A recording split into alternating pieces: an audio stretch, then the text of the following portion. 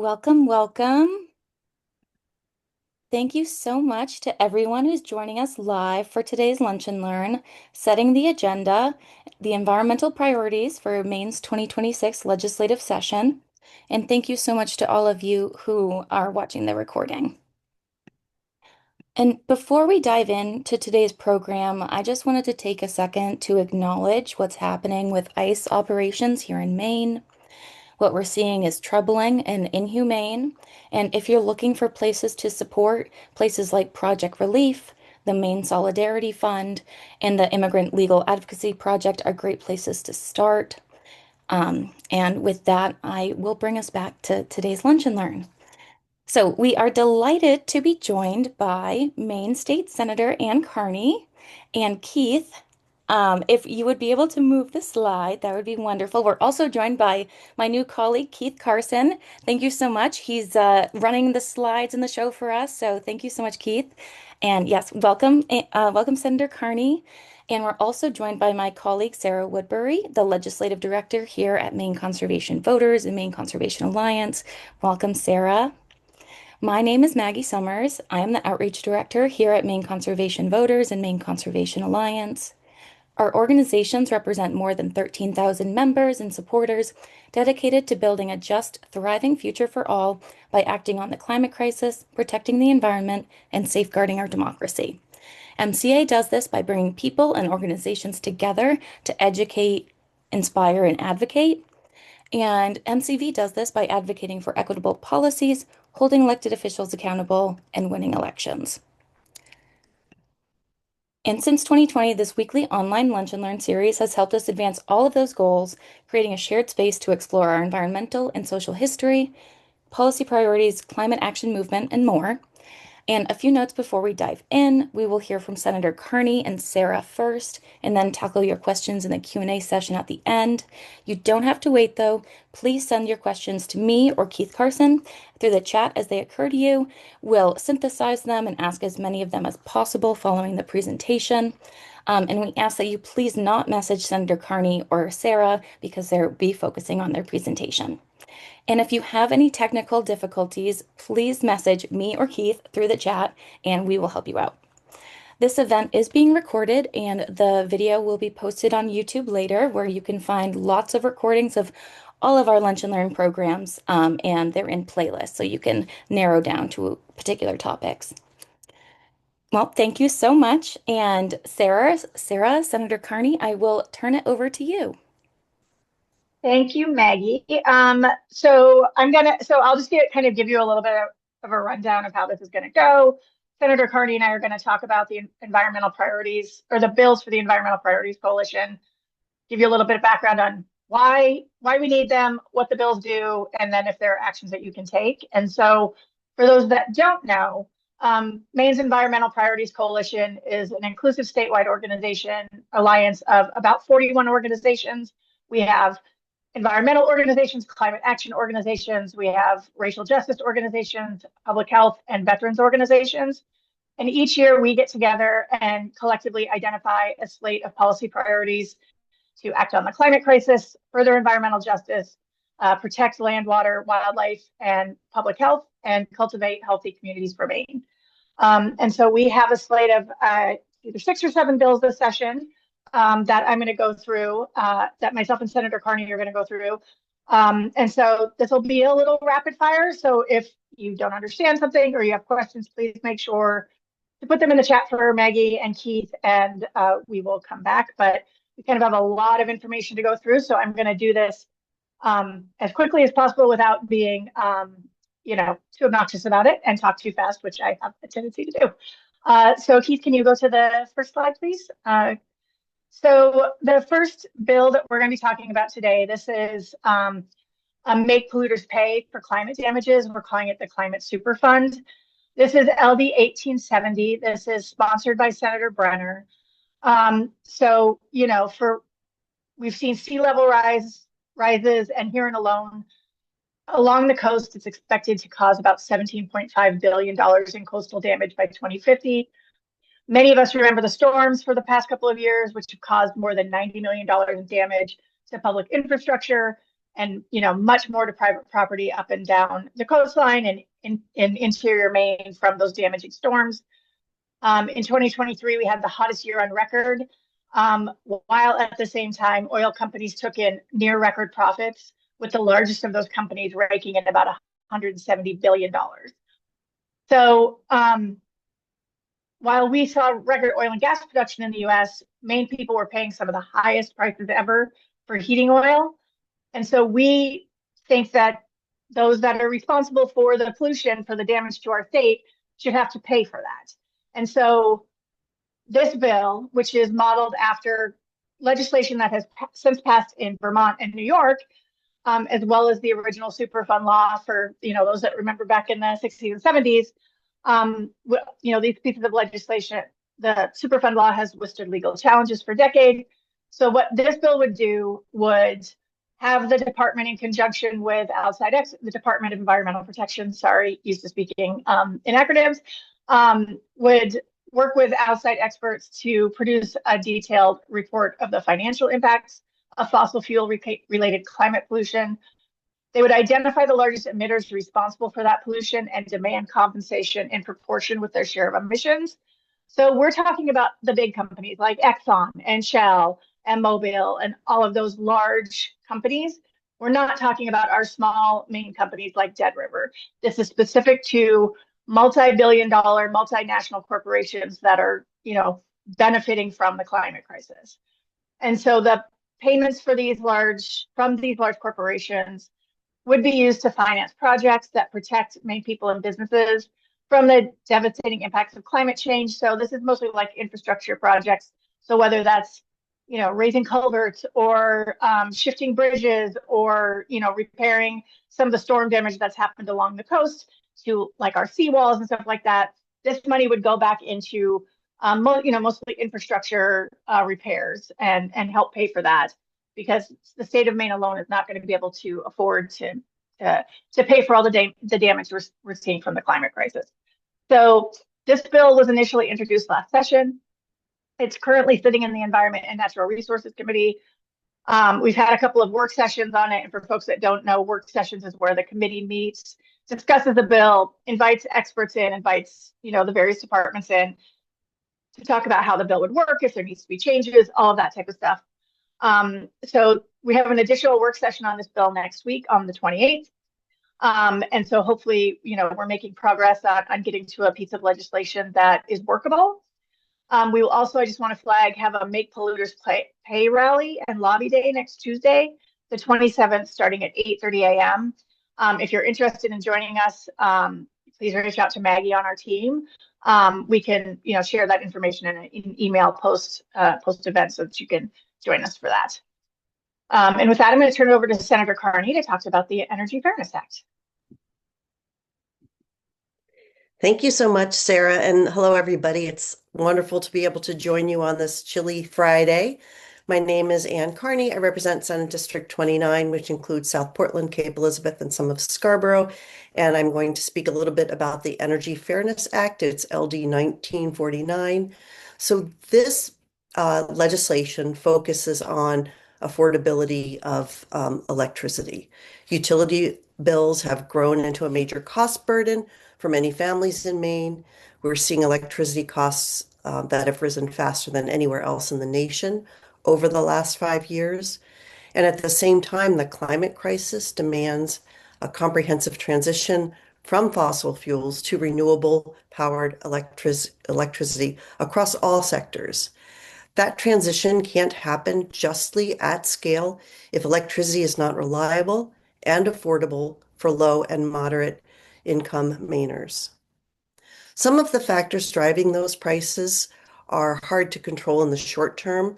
For example, the volatility of fossil fuel prices and the increasing extreme weather hitting our aging grid infrastructure as a result of climate change.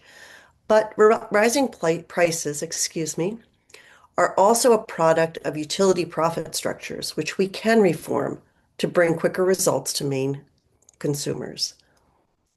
While Maine Electric Utilities sent over 400,000 disconnection notices to Maine families in 2023, They also made over $200 million in profit. LD 1949 intends to mend this inequity by expanding protections from utility disconnection and also focusing on affordability. So current utility disconnections are limited to the winter and extreme weather events, but this bill provides some important year-round protections for Mainers with chronic medical conditions that would be adversely impacted by disconnection. So think of somebody, for example, who relies on a CPAP machine to breathe at night. To improve affordability, this legislation proposes limiting utilities' ability to pass along some unnecessary costs like lobbyist compensation and legal costs associated with rate cases. I'm working with the Public Advocate and the Public Utilities Commission, and I do have to say they've been great partners in this work. We have also suggested amendments that would require the Commission to systematically consider affordability in its work going forward, and also to review electric delivery rates and charges to try to identify those opportunities where we can mitigate cost increases. So the bill has had 2 work sessions and is expected to have a 3rd work session in the coming weeks. Thank you. Thank you, Senator Carney. And Senator Carney is the lead sponsor of that bill, and we thank her for her leadership on this. The next piece of legislation that is one of the EPC priorities is addressing stormwater pollution. So this is LD 646. This is sponsored by Representative Art Bell. And so, stormwater carries a toxic slurry of pollution such as bacteria, nutrients, pesticides, and toxic chemicals into waterways. Think PFAS runoff from pesticides, making them unhealthy for fishing, recreation, and aquatic life, and public health. And so because of, increased climate change, stormwater is increasing as we see more devastating, damaging storms. Stormwater is increasing and it's generally unregulated. So Maine has taken some steps to address stormwater pollution, but more needs to be done. So we need to look at development that does not, that preserves land's natural ability to filter rainwater. And so, all of these, like I said, more intense storms are leading to overwhelming drainage systems, washing out roads, eroding bluffs, shorelines, all of that. So what LD 646 does is require the legislature to convene a study commission to identify steps to strengthen Maine's stormwater regulations. We need to study the problem and figure out solutions before we ask the legislature to, implement laws. And so it creates the study commission to build on some work that's been previously done, evaluate current laws, recommend new strategies to prevent and treat stormwater. This was also a bill that had a hearing last session, and it passed, both House and Senate, and it's currently sitting on legislative council table waiting for funding. Anybody that spends any time in the legislature knows that there's a lot of bills that are kind of fighting for funding. So the good news about this bill is our friends at Friends of Casco Bay found a funding source for the study. So hopefully, since we have the study itself funded, we can get that quickly off the study table as the session moves on and get it passed. So that's where we're at with LD 646. And the next bill that is new this session is plug-in solar. We're looking at plug-in solar. So that's an effort to expand access to clean, affordable solar energy. This is LD 1730, sponsored by Senator Grahowski. So this would expand access to low-cost solar. And so, harking back to what Senator Carney said, we have all seen our electricity rates rise. Maine has some of the highest electricity rates in the country. We saw a 36.3% price increase between 2024 and 2025. And low-income families in Maine spend twice the recommended share of income on electricity. Solar energy is a cost-effective, clean energy way to reduce household energy burden. But things like rooftop solar arrays, like that backyard solar array that you've sometimes seen, are not always a viable option for renters, apartments, older houses, and they can also be expensive for those that can't afford it. So plug-in solar is a really good option for people that want to utilize solar but can't move forward with these bigger solar arrays, or don't have the money to pay for them. So LD 1730 updates Maine's rules to allow residents to use these small portable plug-in solar devices without the burdensome kind of interconnection requirements designed for these larger rooftop arrays. These types of solar have been used in Europe for years. Germany has been incredibly successful. And so the nice thing about these is that they're meant to be kind of portable so that if you buy a system, you can easily move it with you. If you're a renter and you move to a different apartment, you can take them with you because it's just like a plug-in system that you just plug into an outlet outside your home. So we've had a hearing for this bill. I think it was last week. I'm trying to remember the exact date. We had a ton of public support turnout for it. We had, great folks testifying about how this would help them. We have a work session on this bill next Wednesday, the 28th. We will probably be sending out emails to, our supporters that have members on the Energy, Utilities, and Technology Committee, asking them to urge folks to support this legislation as we move forward. And so with that, I'm going to turn it back over to Senator Carney to talk about Wabanaki sovereignty.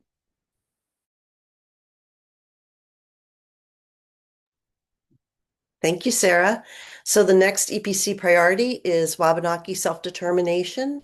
So in 2020, 40 years after the legislation passed in the Maine Legislature that had relegated the Wabanaki nations in Maine to a different legal status than every other federally recognized tribe, Maine's Task Force on Changes to the Maine Indian Claims Settlement Act issued a report that recommended amending Maine law to correct this injustice by recognizing the inherent sovereignty of the four federally recognized tribes in Maine. The task force, and you probably commonly hear it referred to as the task force, came to a consensus on 22 statutory changes that are essential to recognition of sovereignty. Some of these changes, a state tribal collaboration process, some changes in state gaming law, changes in taxing authority and criminal jurisdiction have already been enacted over the past 6 years, but there are many significant recommendations that have not yet been acted upon.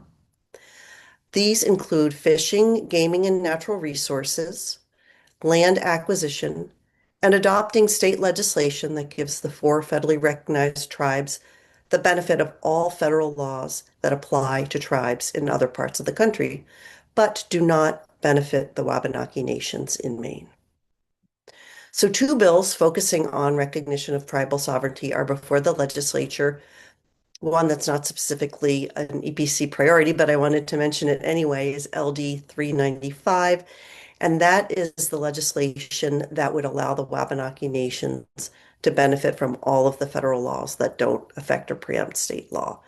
But moving on to the priority bill, it's the omnibus bill, which is LD 785, and it would enact many of the remaining recommendations of the task force. It covers things like tribal land acquisition, natural resources, hunting and fishing, civil jurisdiction, and other areas in which our state has not recognized the inherent rights of the Wabanaki nations. So Wabanaki self-determination is what I consider to be the most urgent human rights issue in our state. And I want to call your attention to a report issued on October 25th. It is entitled Sovereignty Starts Here, Land, Economy, and Tribal Rights in Maine. It was drafted by the Maine Center on Economic Policy. A link to it will be included in the resources you receive at the end of the Lunch and Learn. But I want to highlight this because it makes the case for recognizing the inherent sovereignty of the Wabanaki nations in a format that is really a powerful articulation of both the historic and the current harm that's been caused by dispossession and disruption of land and culture. And that should be remedied by recognition of the inherent sovereignty of the Wabanaki nations. It is much more readable than legislative language in the bills, and more powerfully, it articulates the historic and contemporary reasons why this is such an essential step that our state must take. The bills will be scheduled for public hearings in the coming weeks, and I look forward to hearing everyone's thoughts and advocacy on them. Thank you. Thank you, Senator. And Those will be heard before the Judiciary Committee. And for those that don't know, Senator Carney is the Senate chair of that committee. So two more to get through, and then we're anxious to take your questions. So the next one is to conserve lakes and farmland of Maine. This is LD 2141, and this is sponsored by Senator Brenner. So, Maine lakes and farmland are incredibly vital to our state. Healthy lakes support our outdoor recreation, economy, municipal tax base, drinking water supplies, and scenic landscape. Farmland is an important part of our heritage, our local food supply, and our rural economy. Without action and increased funding, excuse me, for conservation members or conservation measures, development pressures will cause further degradation of Maine's lakes and continued loss of farmland and farming operations across the state. So less than 5% of Maine's farmland is currently protected. And the 2022 Census of Agriculture showed that between 2017 and 2022, more than 82,000 acres of farmland in Maine fell out of agriculture production. And at the same time, a growing number of lakes in Maine feature threats from large-scale algal blooms that require very expensive targeted restoration. So LD 2141 hopes to put some funding towards both of these very necessary programs. And how we're going to do that is, so every year in Maine, an estimated $10 to $17 million in bottle deposits go unclaimed. So, when you buy like a can or a bottle here in Maine, you have to pay that 5 cents deposit. And if you don't turn it back in to get your money back, that 5 cents back, unlike in every other state that has an unclaimed bottle deposit program, that money does not remain with the state to do state programs and serve the public good. It goes back to these large beverage companies, your Pepsis, your Cokes, all of these folks who, by the way, do not need $10 to $17 million every year. So most other states have, programs in place to use this unclaimed deposit to serve the public good, to do restoration, to do environmental programs, all of that type of stuff. And so what LD 2141 would do is direct a portion of Maine's unclaimed beverage container deposits towards lake restoration and farmland protection. We're asking for about $4 million of that fund. And like I said, it averages between $10 and $17 million a year to put, half of that towards lake restoration, half of that towards farmland conservation. This would support programming that would directly improve our lake water quality and protect our farmlands for generations to come. So this is a new bill this session. We have not had a hearing on it. There is a hearing scheduled on February 4th before the Environment and Natural Resources Committee. I believe that hearing is at 1 o'clock, but we can make sure you get that information in the follow-up email. We would love people to submit, either show up in person if you're able, you can testify over Zoom, or submit written testimony. We have talking points for all of these bills that I'm talking about on our website, and I'm sure we will share the links to those in our follow-up email.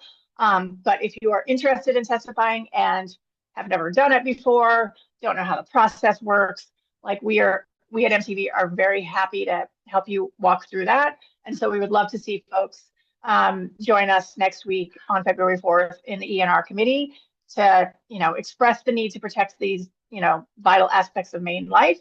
And also point out that, multi-billion-dollar corporations do not need this money to come back into their coffers. They're going to make the argument that they need the money to run the beverage program. I am skeptical of that claim, to say the least. And finally, our final bill that is the EPC priority is around Land for Maine's Future. We need to fund the Land for Maine's Future program. The EPC priority is LD 362. It is sponsored by Senator Russell Black. So LMF is one of the most successful and celebrated land conservation programs in Maine's history. It keeps working forests and farmland open, secures waterfront access for seafood harvesters, ensures public access for outdoor recreation. So for over nearly 4 decades, LMF has helped conserve more than 650,000 acres, including 330,000 acres of working forest, 9,819 acres of farmland, and over 1,200 miles of shoreland, and 158 miles of recreational trail, recreational water access, commercial working waterfront properties, all 16 counties have benefited from Land for Maine's Future. And land conservation is the most basic step we can take to fight climate change and biodiversity loss. Long term, we need to find a dedicated funding stream for LMF. It's necessary. It was one of the actions called for under the Maine's Climate Action Plan. Maine won't wait. But until we figure out that dedicated funding stream, we need to get some interim funding. And it's essential because the fund is almost empty. So there's a couple of ways that we can fund this. The governor could add some money into her budget. We can do bonding, which is what LD 362 does. This bill from Senator Black is a bond. It's a $50 million bond, which will fund LMF over the next 10 years. And the bill has already had like a hearing in the first session. This is another carryover bill. It's currently sitting on the appropriations table, still needs to be approved. Bonds don't generally get dealt with in appropriations until closer to the end of the session. And the thing I will point out about bonds is that they require 2/3 of a vote to pass, which means we need huge bipartisan support for this bill. So if you have, any relationships you have with legislators, particularly our Republican colleagues, to reach out to them and express to them the importance of funding Land for Maine's Future. There is another bill that has some funding available in it that is also sitting on the appropriations table, LD 1312.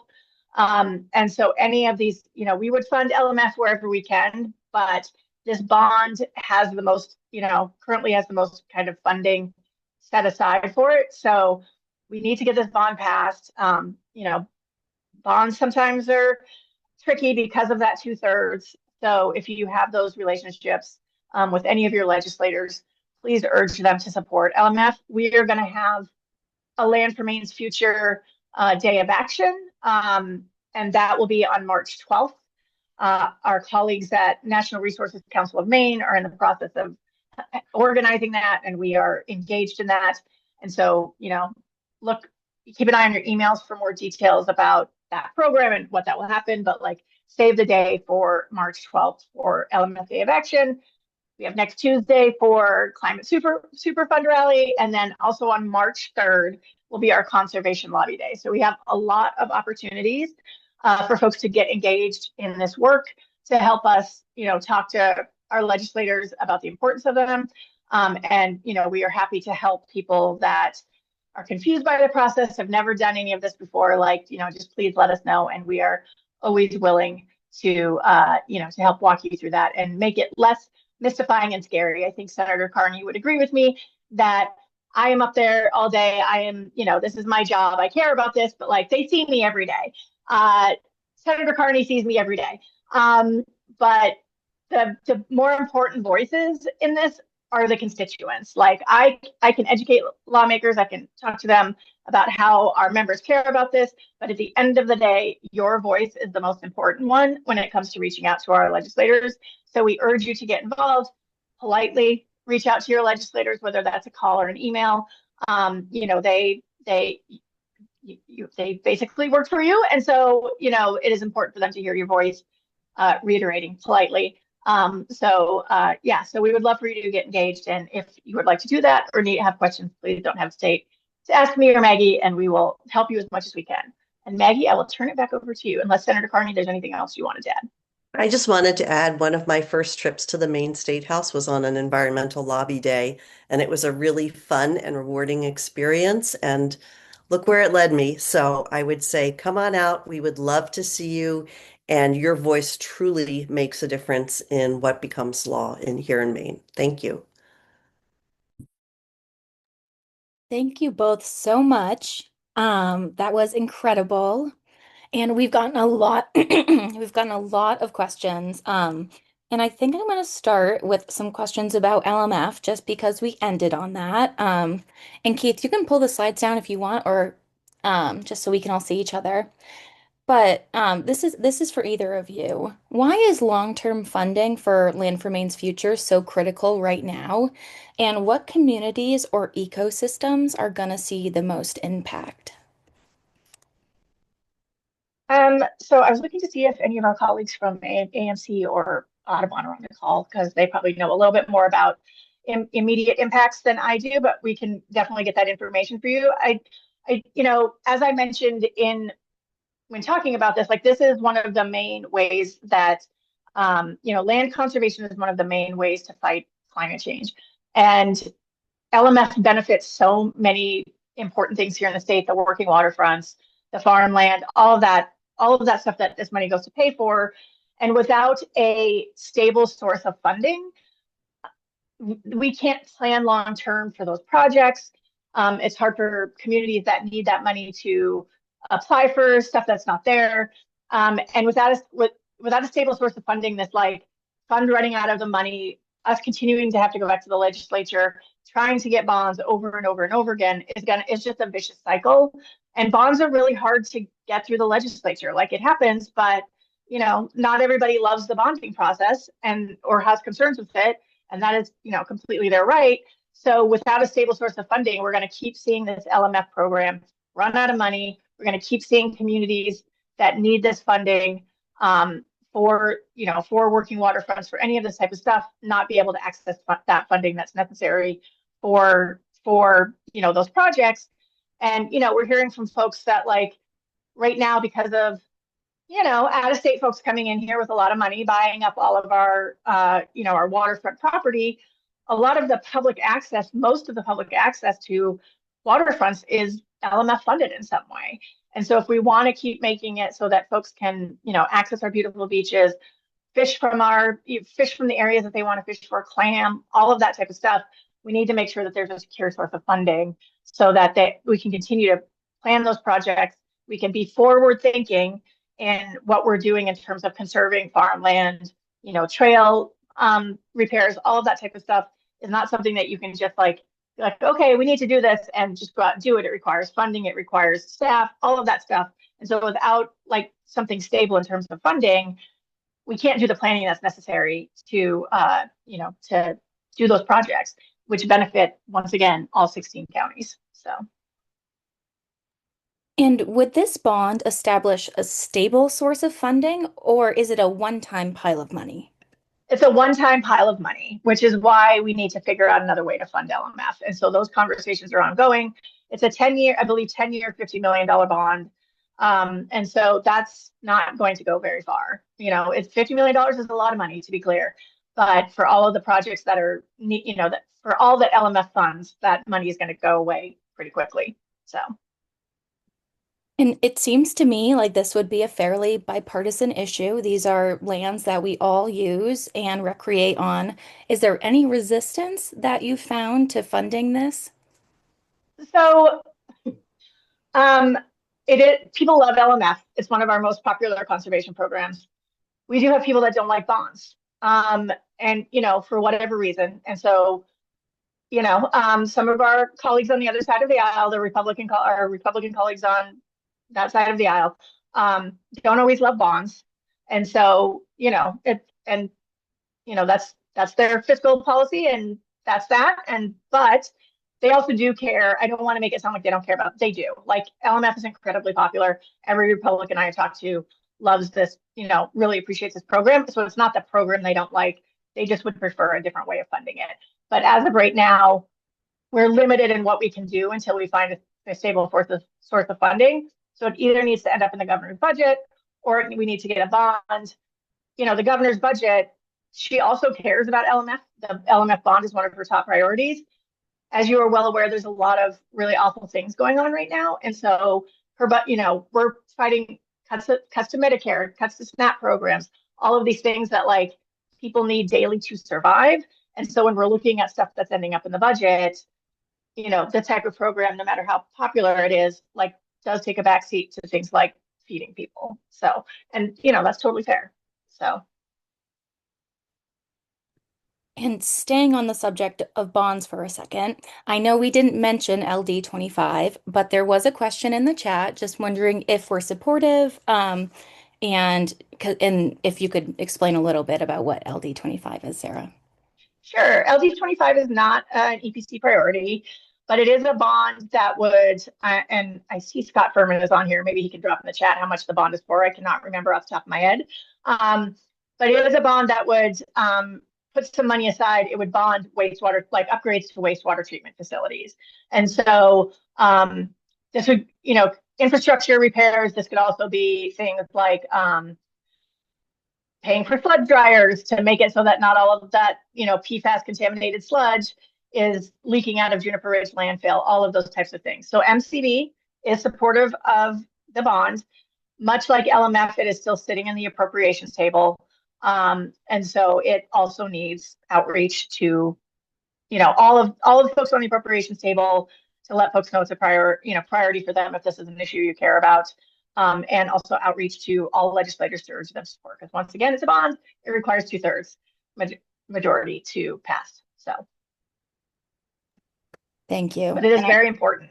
As somebody who used to work on PFAS issues, all of that sludge going into Juniper Ridge, it's leaching out, it's impacting the Penobscot Nation. We need to find a way to manage that. And this money from this bond would help pay for some sludge dryers, which would limit the sludge would still go to Juniper Ridge, but it would be like dried, so it's not as disgusting and it doesn't leach it. Like, I won't get into the gross details right now, but sludge drying, good thing. So I do see, I'm sure Sarah would be happy to get into more details with anyone who does want. And I also see Dan Marks on the call, so I know he would be also just as happy. And while we're talking about money going to fund projects, I have had a couple of questions about the bottle bill or the bill that will fund the farm and lake conservation. And some people are just wondering, like, where did this idea come from?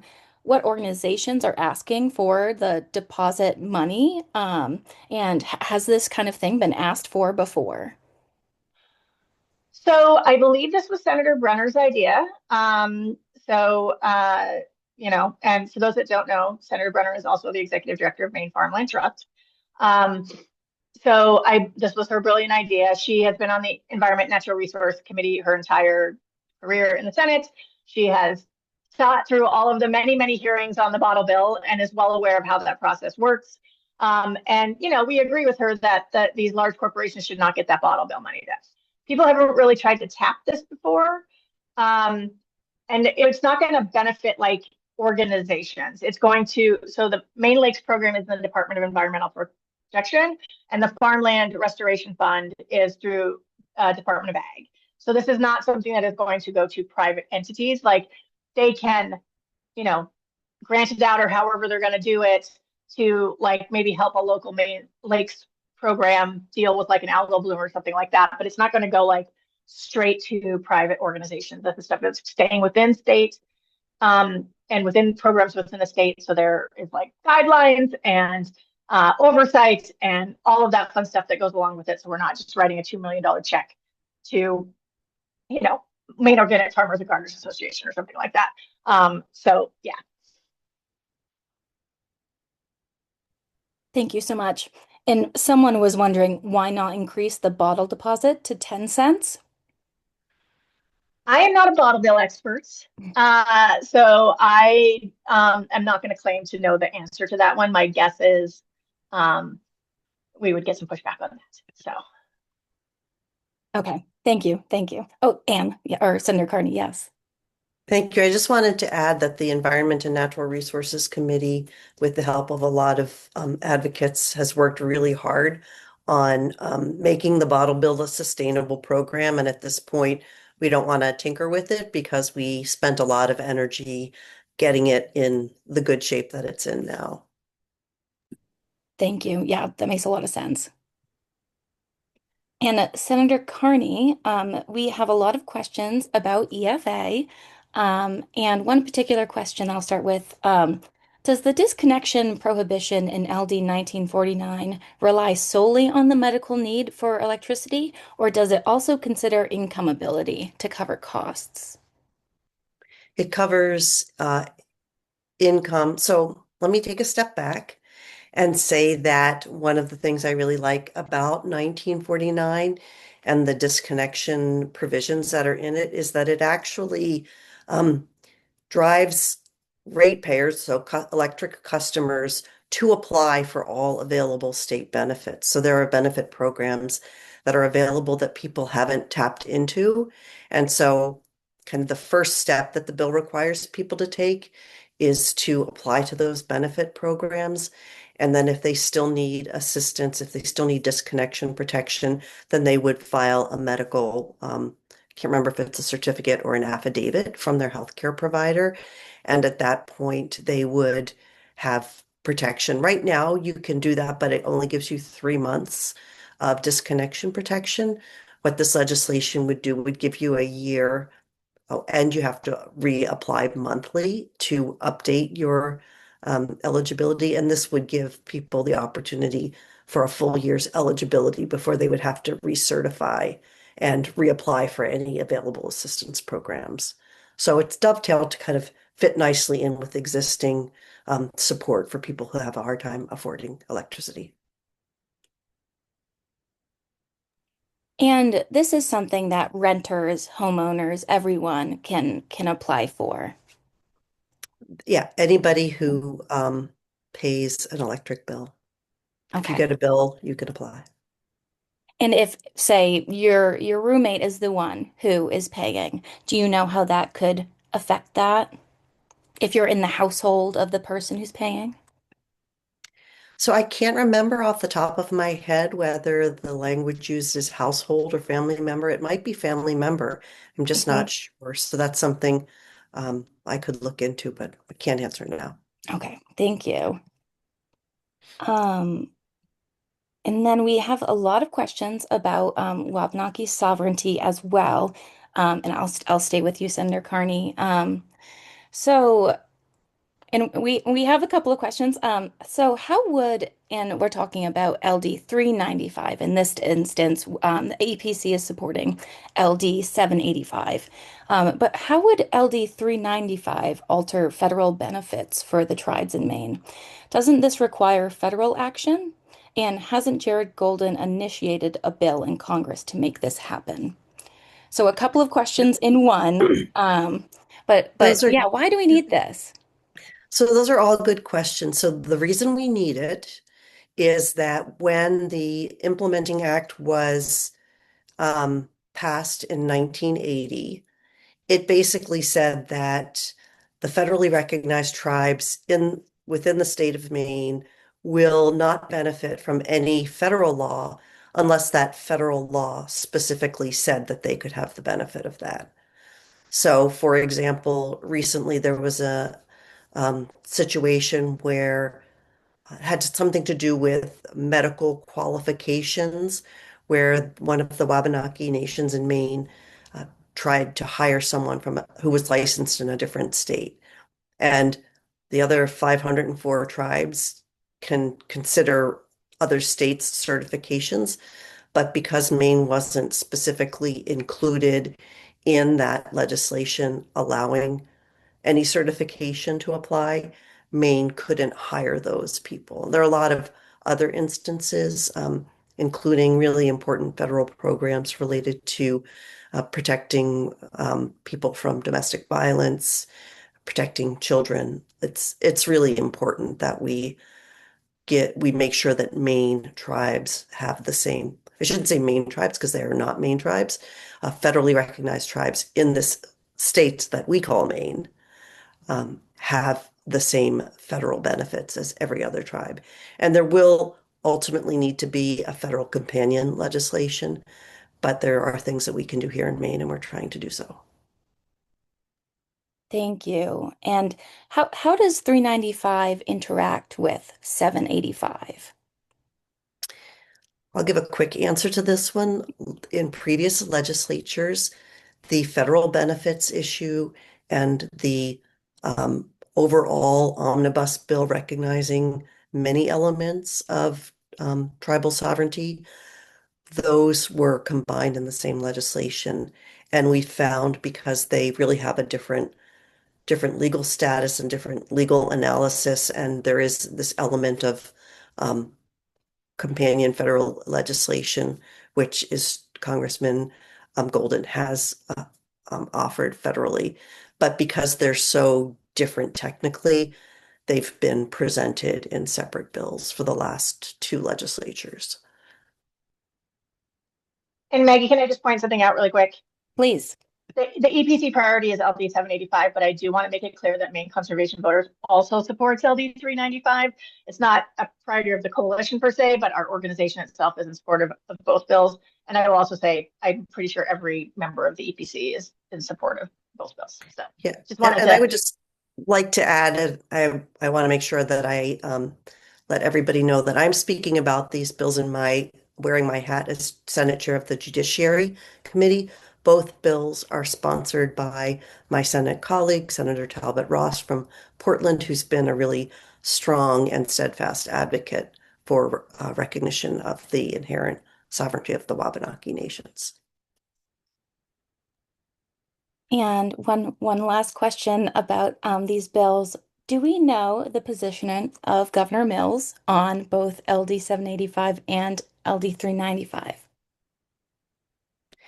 We don't know, but we know that there has been good communication about this legislation, and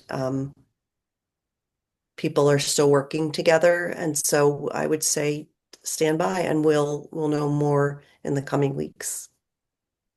Thank you. Thank you so much.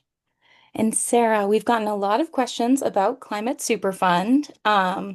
And there are a lot of technical questions, but I wanted to start thinking about the health impacts. So with Climate Superfund, will the cost in impact include health-related costs? And could Sarah address the often heard complaint that costs will just be passed on to consumers?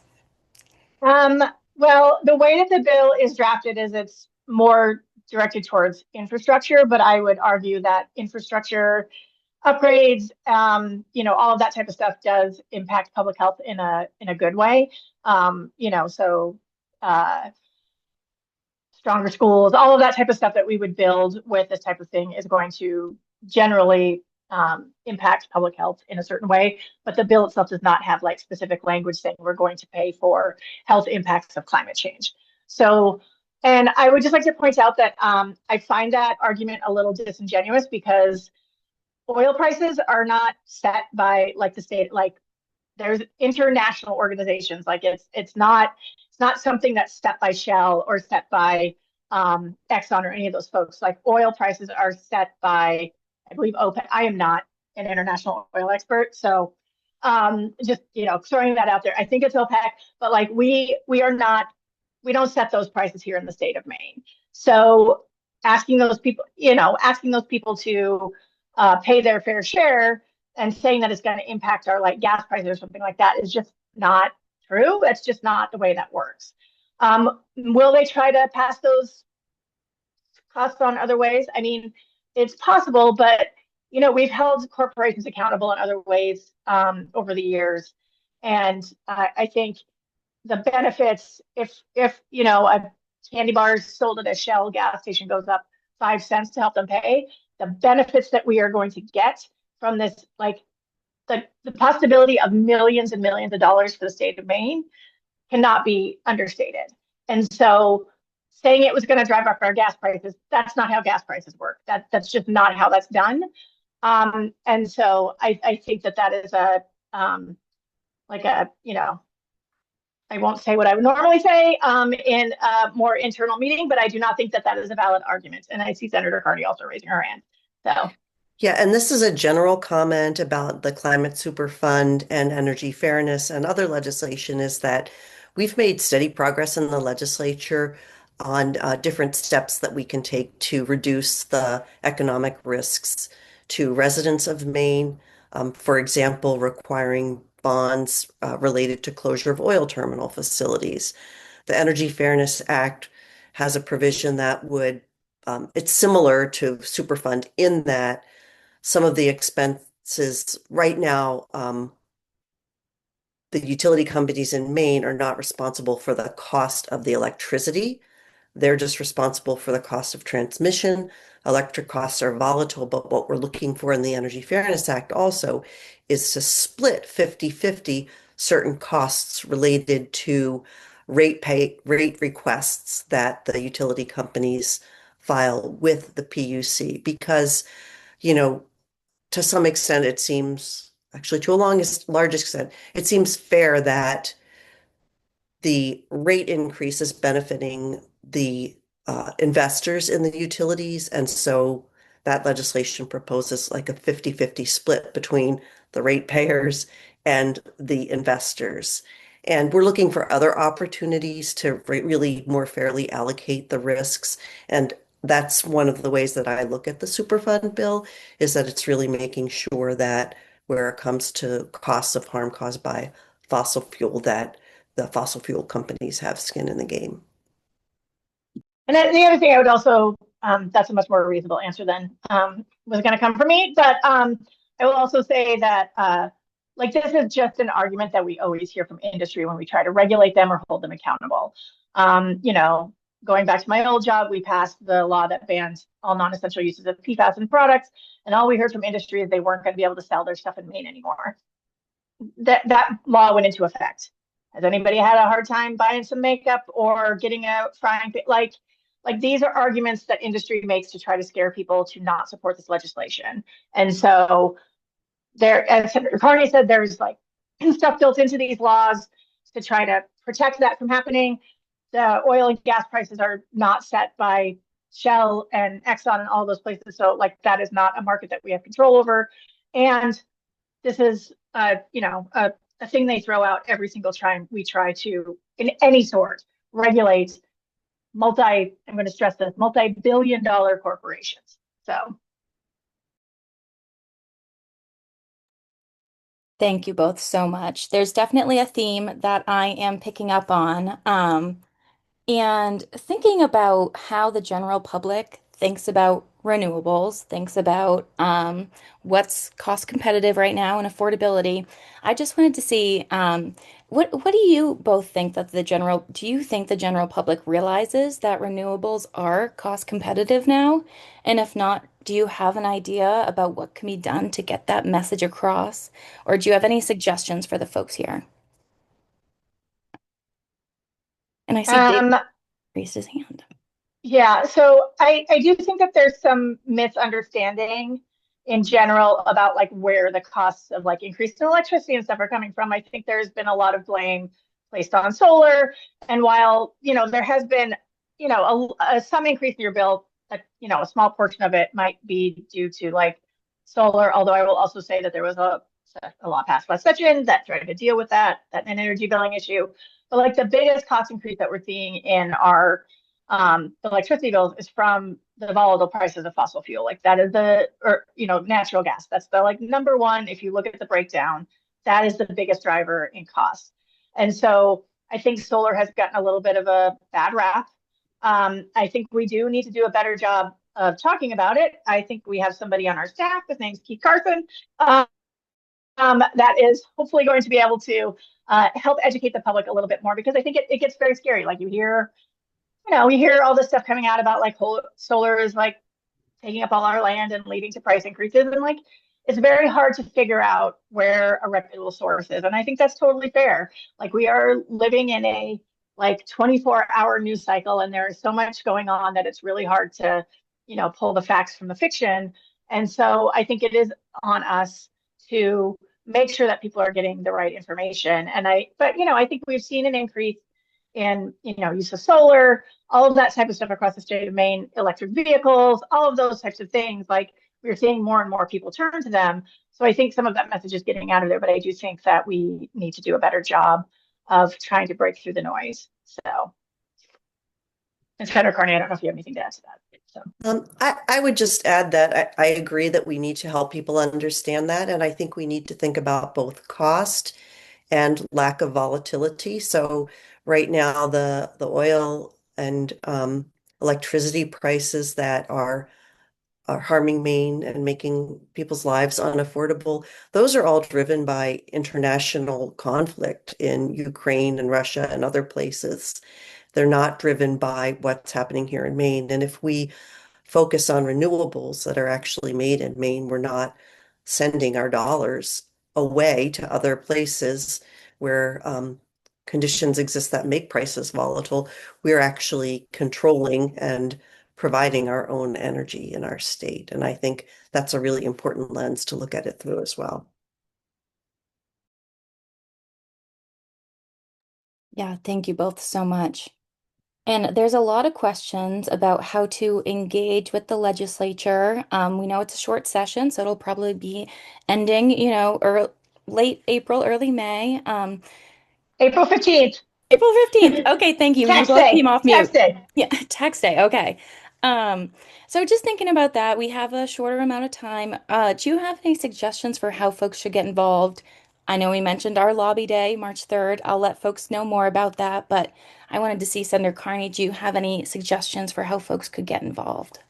Yeah, this is my favorite question. So thank you for asking because I really love to have visitors come to the State House and spend time there with me. So there are a lot of ways to get involved. First of all, call your legislator and see if you can either just spend a couple of hours in the State House and meet up with them or shadow them for a day if you want. Come to the lobby day. You can also follow bills that are before committees for public hearings by going to the legislature.maine.gov website, clicking on the calendar, and then scrolling down to the committees that you might be interested in. ENR is always fascinating. I will give a little plug for judiciary, which is interesting in a different way. But click on the committees that might have bills of interest to you, and you can actually read the bills because they're all hyperlinked right there. And if you see something that interests you, come up to the legislature and provide testimony. If you don't want to drive up to the legislature, you can Zoom into a public hearing and provide testimony or simply provide written testimony.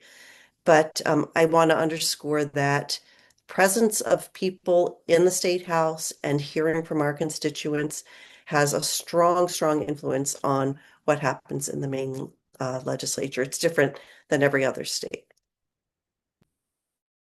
Yeah, and I think to that point, like Maine is a citizen-run legislature. You have so much more access here in the state of Maine to your state legislators than you do in a lot of other states that are. Maine is a small state, like everybody kind of knows everybody. We're very lucky that our legislators are so easily accessible. And it's just really, the process seems very kind of scary and opaque, but it's actually not. And you can just come up any day. You don't have to wait for a lobby day. Like if you want to come and hang out in the hallway and wait with me and wait to find your legislator, like do that. It's open to the public. And so, we'd love to see you up there. Committee hearings, you can testify via Zoom, you can submit written, you can come in person. So there's all sorts of, you can call your legislator, you can email your legislator. The one thing I will point out is like when you're reaching out, legislators love to hear from people in their districts. Not that they don't care about other people in the state of Maine, but because they're also busy, it's hard for them to respond to people that don't live in their district. So make sure that you're reaching out to your legislator because they want to hear from people in their districts. And they, like I said, they, will talk to other folks, but like if you're emailing, they get so much email. Just make sure you're pretty targeted about it. So. Thank you both so much. Those are some great suggestions, and we'll have links to help you find your senator and representative if you don't know them already. And that'll have information about how to connect with them. I just want to say thank you so much to Senator Carney and to Sarah for joining us today. You guys are champions, and we really appreciate you taking the time on your Friday to come speak with us. Thank you, Maggie. And I do also just want to point out and thank Maggie, who was feeling under the weather today, and she showed up and ran all of this anyway. And if she had not been here, I probably wouldn't have been able to get into the Zoom room. So thanks to Maggie for showing up, and thanks to Keith for running the back end of things. So Thanks all around. Love all around. and thank you, Senator Carney. Yes. Thank you for the invite. Take care, everyone. Thank you so much. And you'll get a follow-up email from me with all of the resources and actions. Thank you guys. Have a good weekend. Thanks, everybody.